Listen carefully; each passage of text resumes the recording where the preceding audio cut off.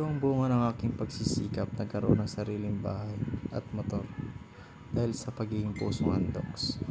Hanggang sa pinasok ko na yung buhay ng MC Taxi Rider Move It at sumali na din ako sa grupo ng Cruels Riders Club.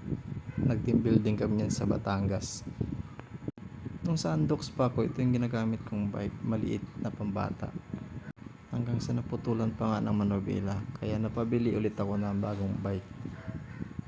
Tapos, nasira din, naputasan ako ng gulong. Kaya pina-repair ko, kaso parang gusto ko mag-upgrade ng bagong bike. Kaya napapili ulit ng bago para may magamit sa pang-araw-araw na biyahe sa pagpasok sa trabaho. Kaya napag-isip ko, kailangan ko mag-upgrade para kukuha ng motor. Kaya ayun, nag-ipon na lang din ako para magpili yung motor.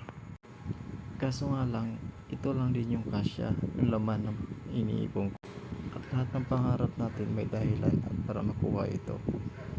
Kaya yun, biniyaan nga ako. Nakuha ko yung Rederon 50Fi na pangarap ko. Kaya sipagan lang natin at samahan ng dasal.